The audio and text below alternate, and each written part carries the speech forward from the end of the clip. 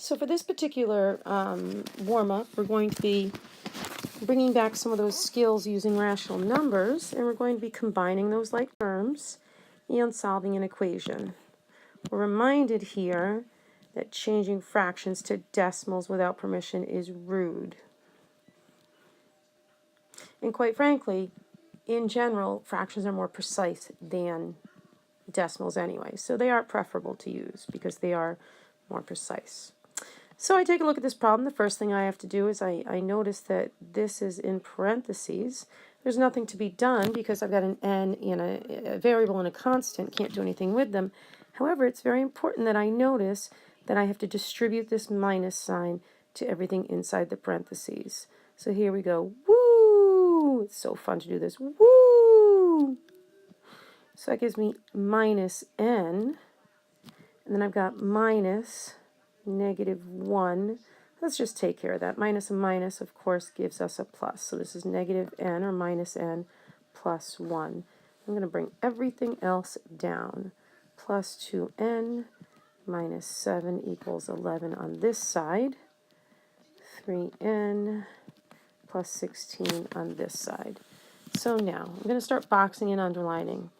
I like to underline the constants and box the things with variables. You can do it the other way around too. It doesn't matter, provided that you're sorting them. That is the point here.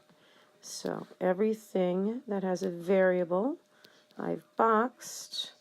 It's very important that you don't forget those the computations that you're told to do with each of them along the way. So I've got 3n minus n plus 2n in my box over here, plus 16 plus 1 minus 7 underlined. So 3n minus n is 2n, plus 2n is going to give me 4n, and then I've got plus 16 plus 1 is plus 17, minus 7 is plus 10, bring down equals 11. Now, obviously, I'm running out of room here. I'm going to turn pages. I know I've got 4n plus 10 equals 11 as my equation to solve. I always ask myself, well, what's the opposite? And the opposite of plus 10, of course, is minus 10. I make sure I do the same thing on both sides.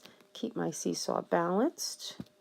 These two cancel. I'm left with 4n equals 11 minus 10 is 1. I ask myself again, what's the opposite of times 4? Divide by 4. These cancel. I'm left with n equals 1/4 as my final answer.